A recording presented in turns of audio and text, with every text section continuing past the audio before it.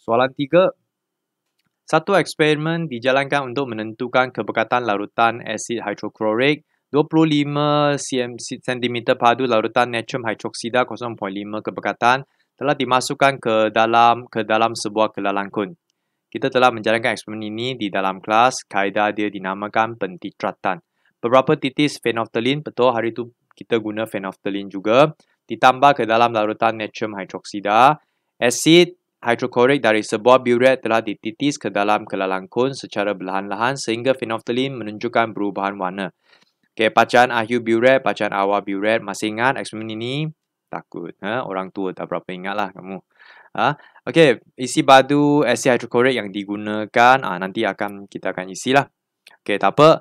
1. Lukis gambar. Okey, masuk waktu seni. Jadi lukis gambar, ingat tak kelalangkun, kemudian bawah ada cuplin putih, masuk phenolphthalein, shaded, kemudian di dalam biuret mengandungi asid hidroklorik. Okay, lengkapkan jadual dengan menghitung isi padu asid yang digunakan.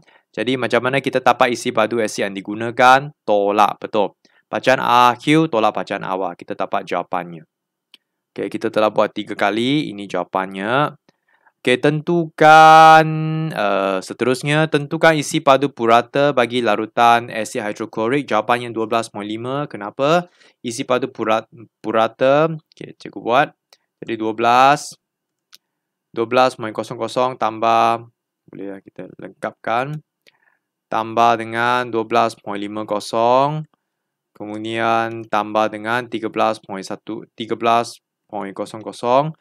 lepas itu sama dengan, purata jangan lupa bahagi 3. Akhirnya akan dapat jawapan ini. 3, betul. Dapat jawapan ini. Okay.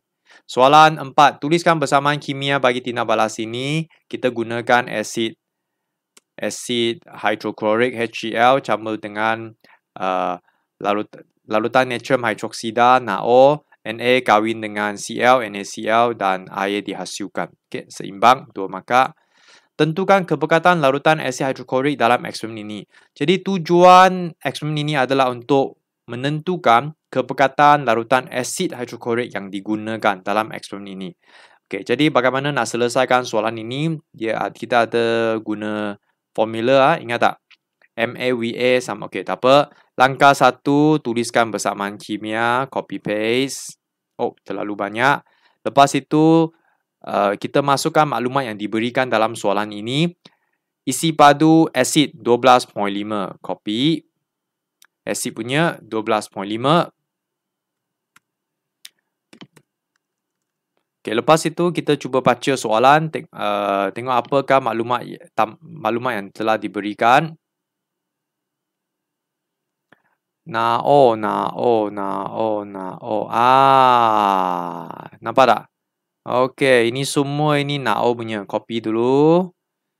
Kemudian paste di bawah. Okey, slowly 25.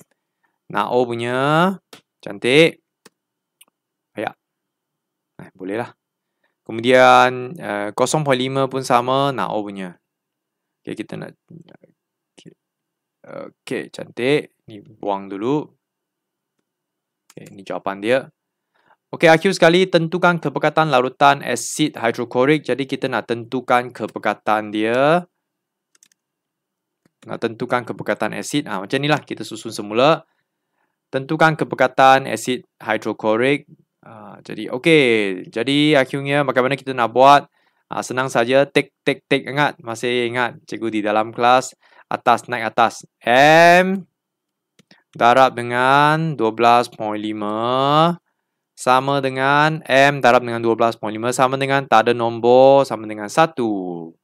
Dan bawah ini 0.5 darab dengan 25 sama dengan, tak ada apa, sama dengan 1. 1 juga, ini nisbah, dapat 1 markah.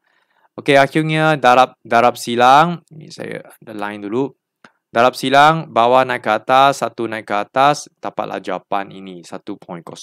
Akhirnya dapat jawapan M sama dengan 1.0. Baik, betul. Saya sudah double check. Seterusnya B, namakan jenis tindak balas, jawapannya peneutralan. Kemudian nyatakan perubahan warna untuk yang ditunjukkan oleh phenolphthalein. Jadi phenolphthalein pink to colorless. Jadi merah jambu kepada tidak berwarna. Okey, namakan radas yang digunakan untuk menyukat 25 larutan natrium hydroksida. Jawapannya pipette. Jawapannya pipette. Kita boleh letak isi padu dia. Pipette 25. Okey, saiz dia 25 lah sentimeter padu. Namakan penunjuk yang boleh menggantikan phenolphthalein, methyl ginger. Yo. Kalau kita guna methyl ginger, yellow to orange. F, namakan garam yang terbentuk dalam eksperimen ini. Jadi jawapannya natrium chlorida NaCl.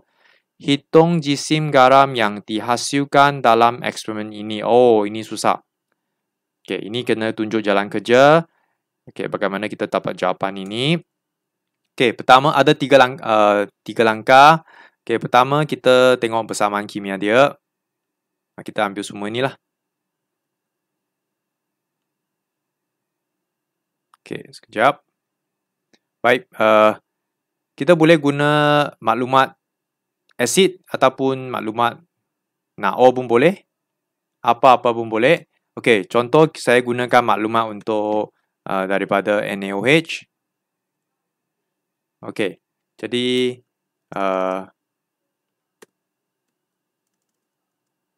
jadi langkah 1, kita tentukan mol untuk NaOH. Gunakan formula apa? MV bahagi 1000. M kepekatan dia, V bahagi 1000. Jadi kita dapat jawapan. Okey, baik, dapat 0.0125 mol. Okey, lepas itu langkah seterusnya nisbah, iaitu kita nak tentukan hitung jisim garam. Jadi kita nak hitungkan jisim untuk NaCl yang terhasil. Jisim, berapa jisim dia? Jisim garam ini. Okey, jadi nisbah 1 NaO. Belajar suka guna NaO. Nisbah kepada berapa? Tak ada nombor. 1 mol naci. Naci. Okey, 1 jadi 1. Kalau macam ni akhirnya jawapan atas 0.0125 mol. Dapat berapa? Sama, betul. Kerana 1 tukar 1. Jadi 0.0125 mol dapat balik 0.0125 mol NaCl. Akhirnya kita nak tentukan jisim NaCl. Kita sudah ada mol untuk NaCl. Jadi ada mol darab 0.0125 darab dengan NaCl. Na 23, Cl 35.5. Jadi tekan kalkulator. Akan dapat jawapan ni. Saya double check sekejap. Okey, betul. Dapat jawapan ni. Selesai. Soalan 4. Wah, sakit perut. Seorang pesakit, tapi memang sakit lah kalau gastrik. Okey. Penyakit ini boleh dilawat oleh antasid yang mengandungi aluminium hidroksida dan magnesium hidroksida. Apakah punca pesakit ini mengalami kesakitan kerana asid berlebihan dalam perut? Okey.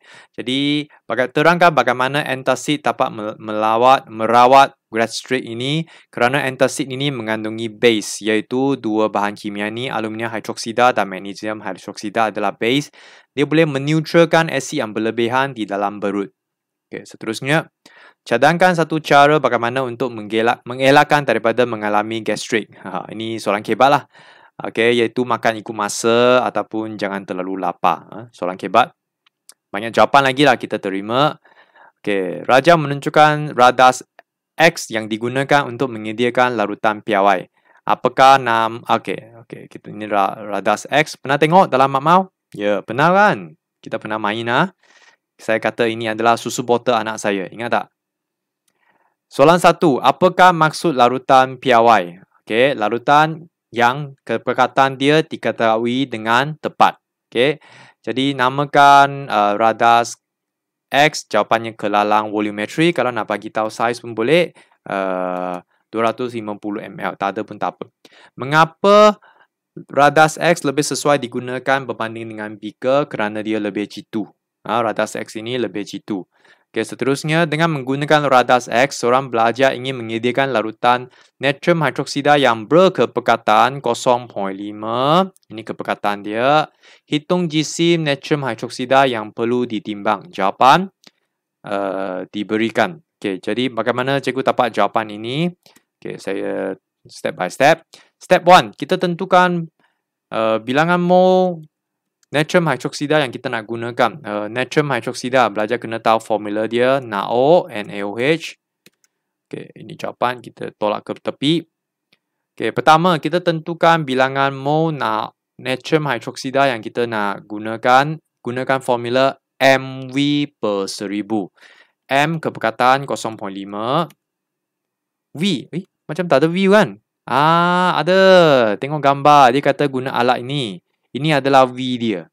Ini adalah volume dia. Isi padu dia. Jadi, MV 250 per 1000. Jadi, sepatutnya dapat jawapan inilah. Okay, saya tak apa confirm. Tekan kalkulator. 0.5 darab 250 bahagi 1000 untuk tukar unit. Betul? Mol betul. Okay, seterusnya kita dapat mol. Jadi kita tukarkan mol ini kepada jisim supaya kita boleh timbang jisim. Jawapan dia 5. Bagaimana dapat 5 ini? 0.125. Ada mol darab. Darab dengan NaO, NaOH. Na 23, O 16, kemudian H 1. Jadi tek sepatutnya dapat jawapan 5. Betul. Okey, betul. Jangan lupa letak unit gram. Mengapa beaker dan corong turas perlu dibilas dengan air dan pindah semua kandungan ke dalam Radas X? Okey, jadi bila kita buat eksperimen, kita guna beaker untuk larutkan jisim natrium hidroksida dulu. Masih ingat? Lepas itu, kita akan tuang ke dalam gelalang volumetri. Dan kita akan bilaskan beaker dengan corong turas dulu. Apa sebab? Adalah untuk memastikan semua larutan natrium hidroksida dimasuk ke dalam Radas X. Okey, mengapa Radas X perlu ditutup dengan penutup dan terlangkupkan beberapa kali supaya mendapat larutan yang sekata. Macam susu botol lah, kita akan terlangkupkan 2-3 kali. Okey, selesai soalan 3 dan 4. Kita teruskan, kita stop di sini dulu.